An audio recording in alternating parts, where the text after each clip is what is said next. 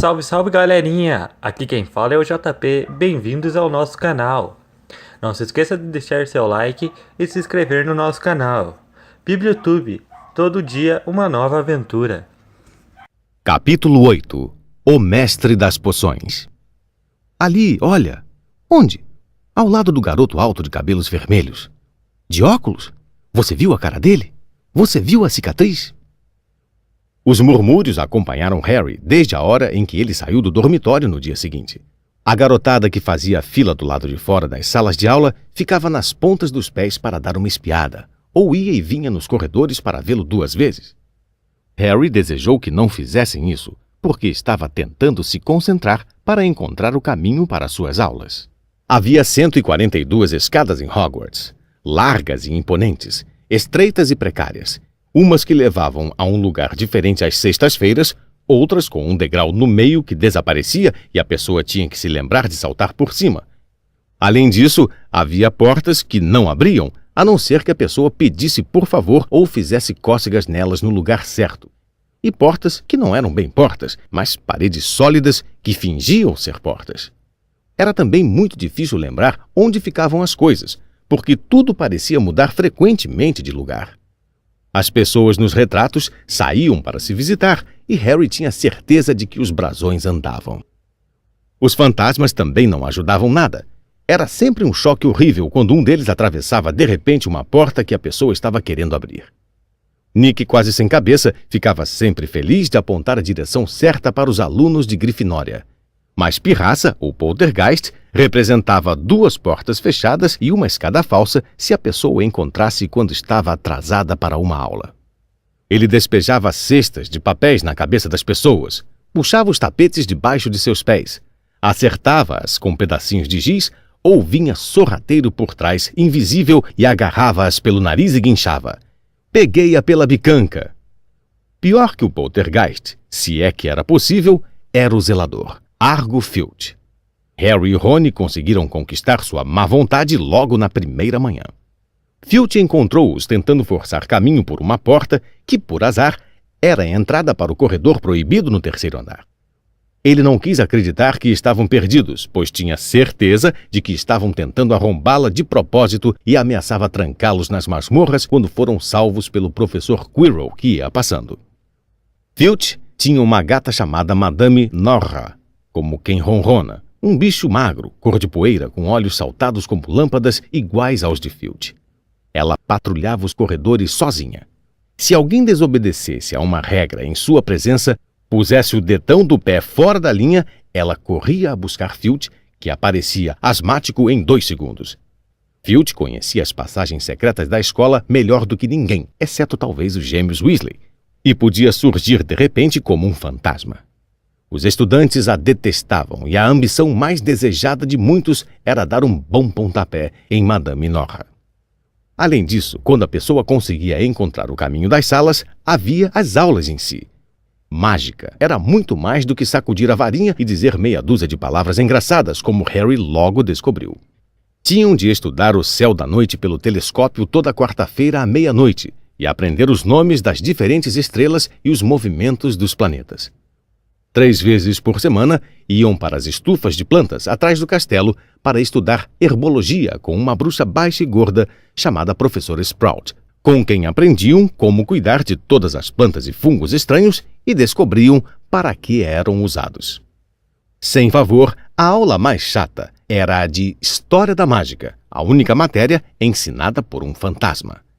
O professor Binns era realmente muito velho quando adormeceu diante da lareira na sala dos professores e levantou na manhã seguinte para dar aulas, deixando o corpo para trás. Binns falava sem parar, enquanto eles anotavam nomes e datas e acabavam confundindo Emerico o Mau com Urico o Esquisitão.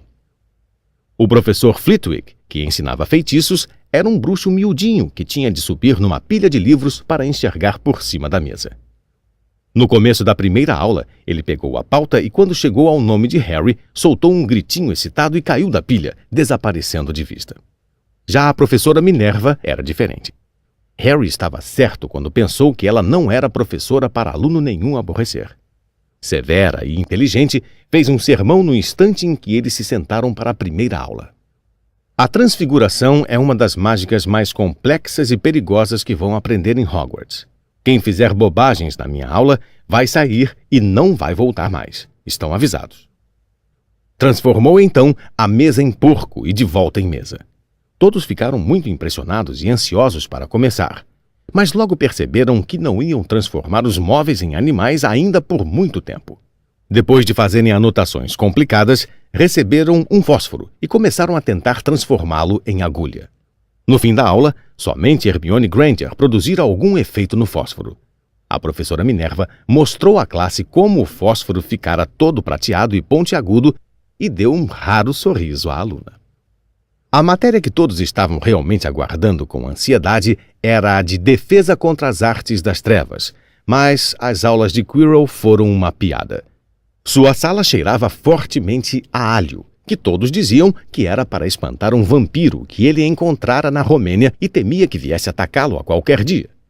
Seu turbante, contou ele, fora presente de um príncipe africano como agradecimento por tê-lo livrado de um zumbi incômodo, mas os alunos não tinham muita certeza se acreditavam na história.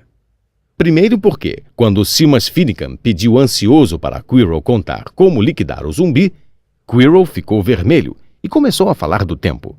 Segundo, porque eles repararam que havia um cheiro engraçado em volta do turbante. E os gêmeos Weasley insistiam que devia estar cheio de alho também, de modo que Quirrell estava protegido em qualquer lugar. Harry se sentiu aliviado ao descobrir que não estava muito atrasado com relação ao resto da turma. Muitos alunos tinham vindo de famílias de trouxas e, como ele, não faziam ideia de que eram bruxas e bruxos. Havia tanto para aprender que até gente como Rony não estava tão adiantada assim. Sexta-feira foi um dia importante para Harry e Rony. Eles finalmente conseguiram encontrar o caminho para o salão principal e tomar o café da manhã sem se perder nenhuma vez. "O que temos hoje?" perguntou Harry a Rony enquanto punha açúcar no mingau de aveia. "Poções duplas com o pessoal da Sonserina. Snape é diretor da Sonserina. Dizem que sempre protege eles. Vamos ver se é verdade." "Gostaria que Minerva nos protegesse."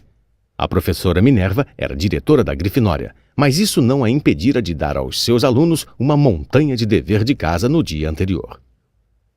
Naquele instante chegou o correio. Harry agora já se acostumara com isso, mas levaram um susto na primeira manhã quando centenas de corujas entraram de repente no salão principal durante o café da manhã, circulando as mesas até verem seus donos e deixarem cair as cartas e pacotes no colo deles. Edviges não trouxera nada para Harry até então. Às vezes entrava para beliscar sua orelha e comer um pedacinho de torrada antes de ir dormir no corujal com as outras corujas da escola. Esta manhã, porém, ela esvoaçou entre a geleia e o açucareiro e deixou cair um bilhete no prato de Harry. Ele o abriu imediatamente. "Prezado Harry", dizia numa letra muito garranchosa, "sei que tem as tardes de sexta-feira livres, então será que não gostaria de vir tomar uma xícara de chá comigo por volta das 3 horas? Quero saber como foi a sua primeira semana. Mande-nos uma resposta pela Edviges. Hagrid." Harry pediu emprestada a pena de Rony e escreveu: "Sim, gostaria. Vejo você mais tarde", no verso do bilhete, e despachou Edviges outra vez. Foi uma sorte que Harry tivesse o convite de Hagrid com que se alegrar, porque a aula de poções foi a pior coisa que lhe acontecera até ali. No início do banquete de abertura do ano letivo, Harry tivera a impressão de que o professor Snape não gostava dele. No final da primeira aula de poções, ele viu que se enganara. Não era bem que Snape não gostava de Harry. Ele o odiava. A aula de poções foi em uma das masmorras. Era mais frio ali do que na parte social do castelo e teria dado arrepios, mesmo sem os animais embalsamados flutuando em frascos de vidro nas paredes à volta. Snape, como Flitwick, começou a aula fazendo a chamada, e como Flitwick, ele parou no nome de Harry. "Ah, sim", disse baixinho, "Harry Potter, a nossa nova celebridade."